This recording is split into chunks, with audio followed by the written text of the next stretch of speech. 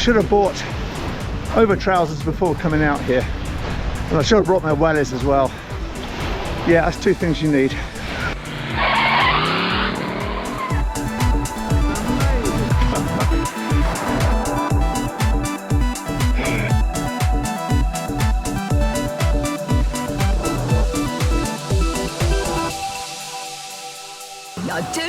Last year, we ticked off a holiday from our bucket list. Yes, a grand tour of the Scottish Highlands, specifically the NC 500.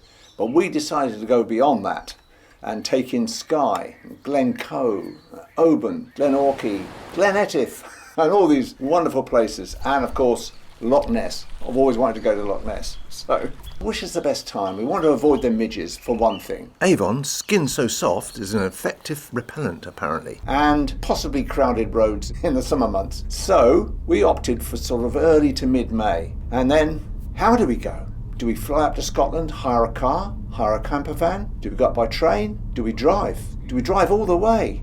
So we took Karen's car and we drove all the way up to Scotland, but stopping off with friends just outside York.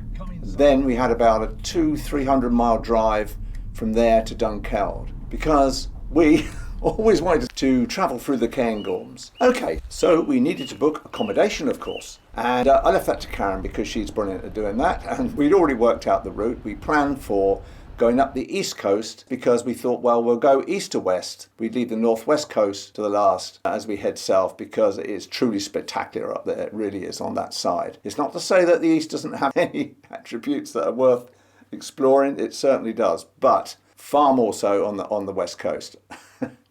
Searching online, we purchased this guide and this map, the North Coast 500 and Navigator Scotland, where, on our trip, the NC 500 booklet was the most useful with its info and hints. As Wi-Fi is sketchy in mountain areas, it's best to download maps to your phone before going, because obviously when we did have Wi-Fi, we used Google Maps or Apple Maps or Waze. And yes, I definitely recommend the NC 500 booklet. We're leaving Dunkeld and taking the snow roads via Glen ski area and onto Culloden and its battlefield, with an overnight stay in Inverness.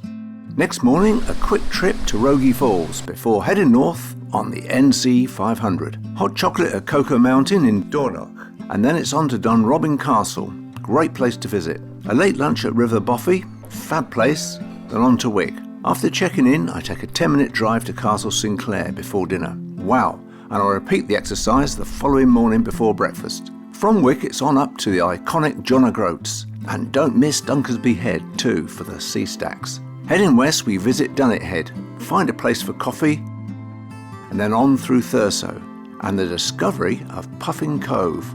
Wow! Then from Betty Hill, it's south to the hamlet of Skye for our glamping pod tonight.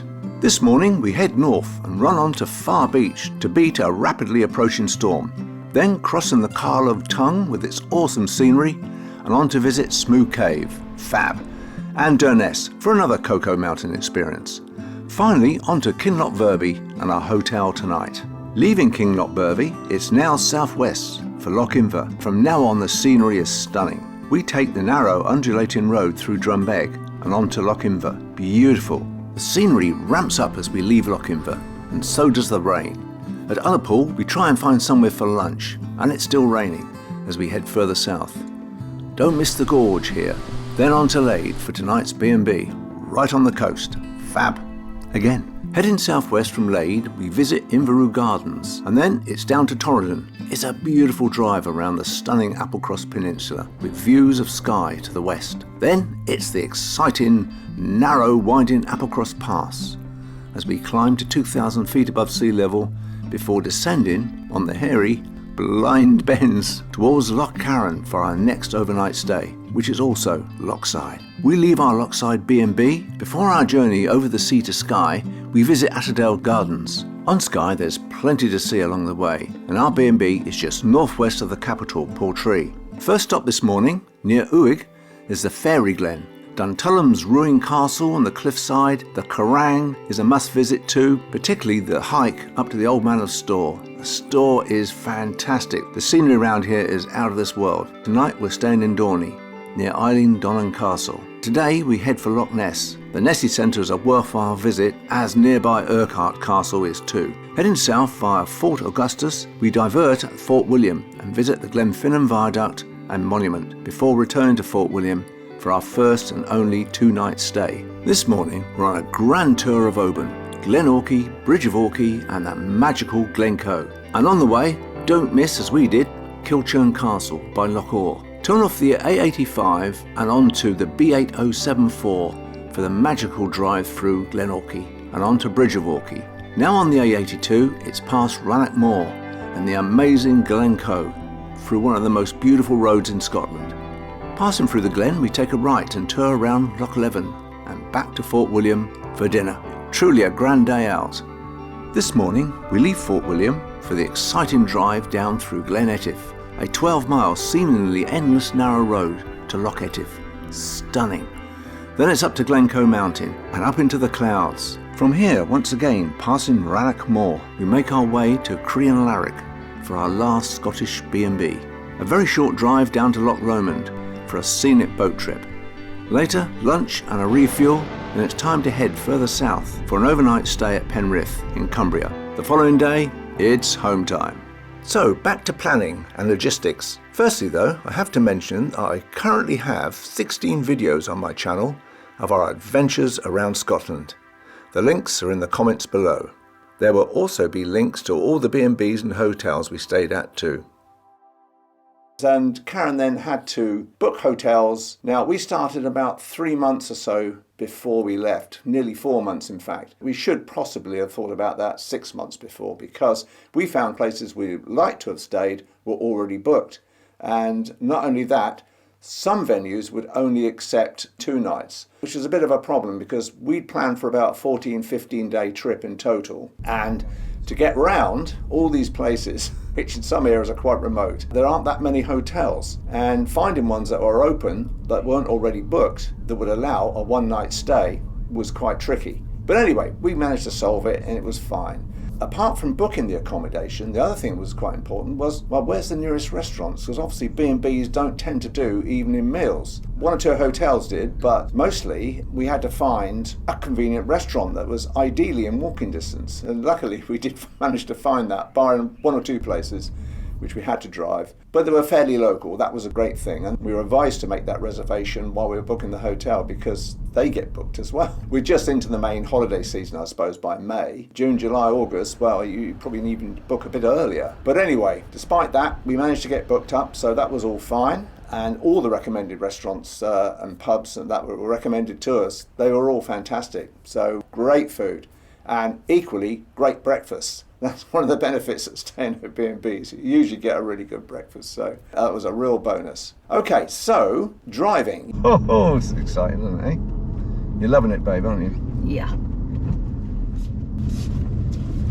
Struth. Struth? I haven't used that word for a long time. Working it all out and working costs out and hiring a motorhome or camper van is pretty expensive. Hiring a camper van does provide more options, of course, of where you can stay and saves on B&B and hotel costs. And you can have a coffee and eat when you like. Wild camping may be tricky, so campsites will need to be factored in. Also, larger motorhomes will not be able to tackle some of the very narrow hairpin roads. But I knew I'd have a hard time convincing my wife that 2 weeks in a camper van was a good idea. But it's horses for courses, I guess. And bearing in mind also that our car's very economical, fortunately. Over the entire 2,207.8, and the 0.8's important, miles that we covered door to door, because we're in the southeast of England, so it was quite a hike up to Scotland, the mileage was 52.5 to the gallon average. And I'll go through all the costs towards the end of this, actually. Everything, or how much did the whole holiday cost us. But petrol then 180 to 190 a gallon, so, and that's unleaded fuel.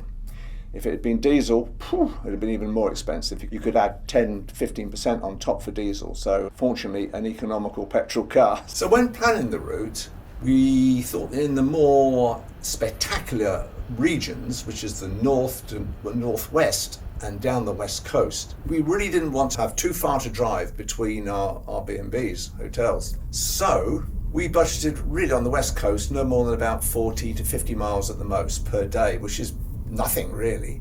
But when you see some of the roads you pass through, you realise you do need that time.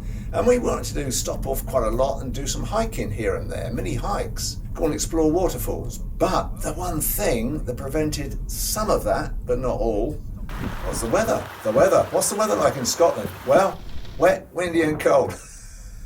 The wind can be extreme, so can the rain. And I think out of the 15 days, we had 10 days at least of rain, but it wasn't like all the time. Storms come and go in mountain regions like that. The northwesters blow in, or the northerly winds, and really you could have a shower or heavy rain for maybe 10 minutes, half an hour. Then the sun comes out and it's all way again. That yellow orb appears in the sky and you think, yes, fantastic. But we did have some pretty awful weather, to be honest, and when I look back at the video, it just reminds me, just how much rain we had. But despite that, the one benefit was the waterfalls. The waterfalls were in full flow. Fantastic. I think if you went there in August, it had been a dry spell, you may not get such a powerful waterfall. So regarding driving, yes, it will be fun. You'll find the roads are mostly in very good condition, but the one tip I can give you is to make sure you don't go much below half tank, because some of the garages are very far and few between and may not always be open either. So it's a good idea, keep your tank topped up pretty much. To be on the safe side, treat half full as empty and then fill up at that point. Obviously, take care on the roads. There are some roads that are single track with passing places. They do have frequent passing places, thank goodness. But they can be quite hairy. You can have 25% climbs and drops. There can be blind summits, which are the most scariest, because you're going up into the sky and that's all you can see. You lose the road. You're just hoping nothing's coming the other way, with the occasional blind summit and 90% plus blind bends, which is fun, but more challenging in a camper van, I would imagine. But in our car it was absolutely fine. You just got to look far down the road to see if there's anything coming, before you zip along and get to the next lay-by. Whilst driving, look out for sheep, goats, and possibly deer on the roads. It pays to be courteous, of course, and you'll find yourself doing this a hell of a lot. And mentioning being courteous, that when on single track roads and someone's behind you, then pull into the next lay-by and let them pass, as I can well imagine how frustrated the locals must become. I don't think I've waved to other drivers so much in my life, but people wave back and it's all good fun. Flashing your headlights is a good idea if you're in a lay-by to let the other person know, who may also be in a lay-by, to allow them to come forward. Say, right, come on through.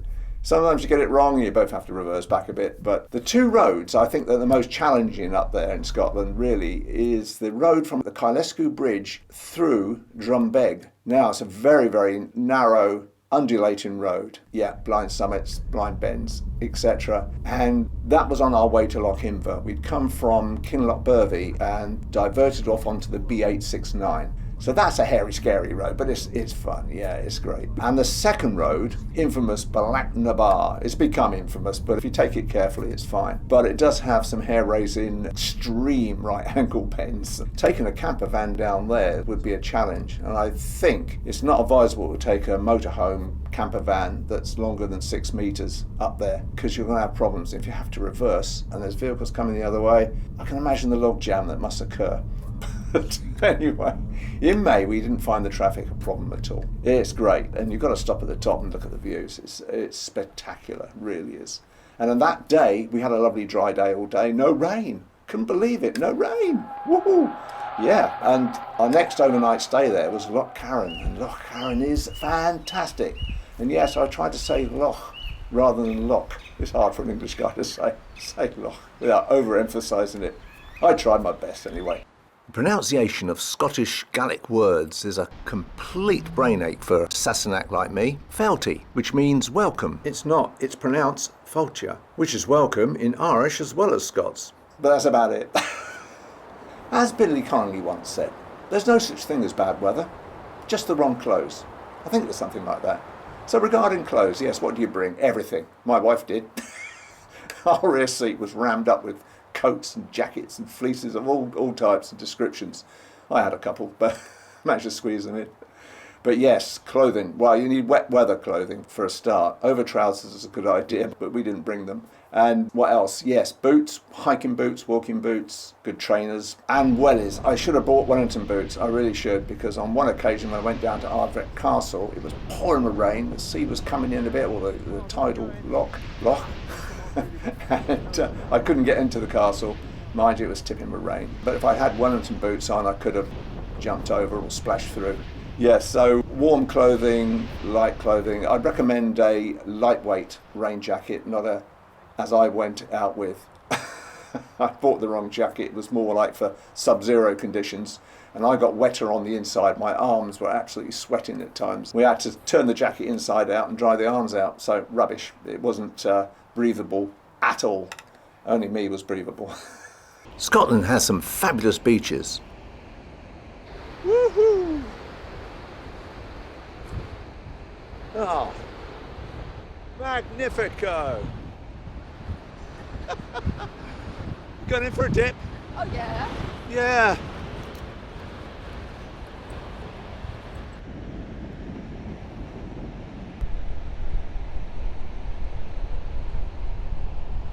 We explored one or two, but unfortunately the weather was not on our side.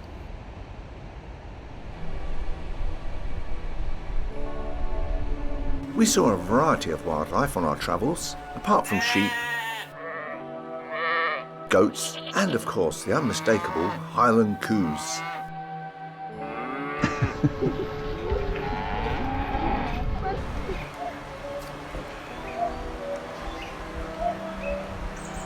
The evocative, distant sound of a cuckoo could often be heard, but never seen.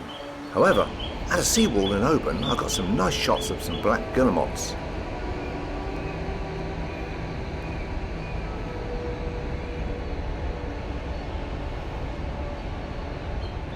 Along the north coast, between the signs for Caithness and Sutherland, I stumbled on Puffin Cove. And yes, there were some there, plus a variety of other seabirds.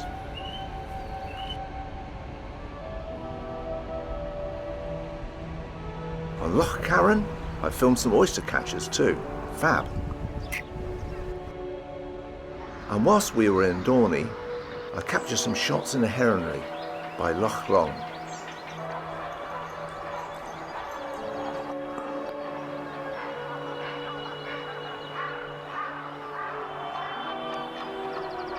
And whilst in Inverurie Gardens, we saw a pair of seals, not in the gardens, but in the loch nearby.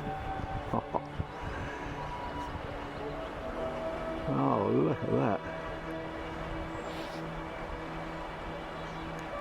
Fantastic, that was a real bonus. Oh well, would have been great to have seen a stag, other than this one on an info board in Torridon.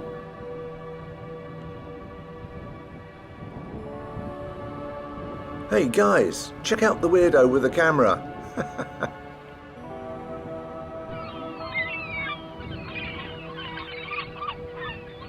If you plan to visit castles, stately homes, ruined castles, gardens, Inverurie Gardens and Atterdale Gardens are two gardens that we visited, because my wife's a keen gardener. It was great and well worth it. But join the National Trust, the Scottish National, English National Trust, much the same really. I mean, they're both valid. We already were National Trust members, so that saved us quite a bit of money. I think it was only a Dunrobin Castle, if I can remember rightly, on the east coast that's well worth visiting on your way up towards John O'Groats from Inverness. Definitely visit that. That is beautiful. Cameras. Yes, well, as a photographer, although I'm retired from my business now, but I've been a photographer for many, many years. Of course, I had to take cameras, obviously. So apart from the phone, and that's a camera you always have with you, generally, I took a couple of my Fuji X-T3 cameras. One had a 16-80 lens, and the other one had a 70-300. That meant I didn't really have to change lenses at all. It all go out of the car with the lens camera combination I needed and film and photograph as I went along. I also took a GoPro, and the majority of the filming was actually done on the GoPro, particularly the in-car driving. Yes, in-car or looking out through the windscreen. We had an issue with an adapter I'd bought to fit the GoPro close up to the windscreen, Poor Karen, she had to rest the camera on the top of the dashboard and did a great job of filming. And I could speak to the camera and just say, GoPro turn on, GoPro turn off. I really wished I'd had a drone with me too. Aware that most of Scotland is in a dark sky area, I brought a tripod and ultra-wide angle lens for potential Milky Way shots. But no such luck, as the sky at night was mostly clouded over. Or maybe it was because I'd had a few glasses of wine. Cheers, babe. Hey ho. So when we were driving between our B&Bs and jumping out of the car, taking a few pictures, going for a short walk when it wasn't raining. But cafes. Now, in mid-May when we were there, it was a devil of a job to find a cafe. Wasn't expecting to see them on every corner. I mean, we are in remote places quite often, especially on the West Coast particularly. But they were hard to find. Now, there's obviously several reasons. Some wouldn't be open perhaps until June because there's not much passing trade. We found it relatively quiet actually for mid-May. There wasn't that much traffic, which was a great thing, especially on the single track roads, as you can imagine. But cafes, for us, yeah, it was a bit frustrating, but you can understand it because we're coming out of COVID a few months earlier, really lockdowns and so on. A lot of business owners would have lost their employees and wasn't worth keeping a coffee shop open for the odd traveller that might be passing by. So you can understand it really, but yeah, we should have taken a flask maybe. But we got by, it was fine, but we did find some nice ones. In Drumbeg, there's a little local stores, and yes, there was one we just passed. So luckily they were open and had a coffee, brilliant. On Skye, and not far from the Skye Bridge, we found this excellent coffee place with great muffins too. Highly recommended. Hello. Hello, how are you? You don't know what a miracle you are. I'm sorry you're on YouTube, man, but finding coffee places that are open. It's not always the case. No. Not always. Just outside Broadford. This is a brilliant place for coffee. I think the one coffee shop that is mentioned, I saw it on YouTube actually, it's more of a chocolate shop than a coffee shop, is Cocoa Mountain. And we didn't have a coffee there. No, we had a hot chocolate. Their hot chocolate drinks are fantastic. So very rich though. One's enough, I think we found. Now there's one in Duntulum on the east coast as you go up, before you get to Dunrobin Castle, and the second one is in a place called Inverness on the top northwest coast. So yeah, they're worth stopping in. So how much did the whole adventure cost us? Well, I think starting from, say, our accommodation, that came to £1,227. Petrol, £452, because, well, the sky-high petrol prices were around last May. Food came to £927, might have been a bit more. We're going by receipts and things we'd kept.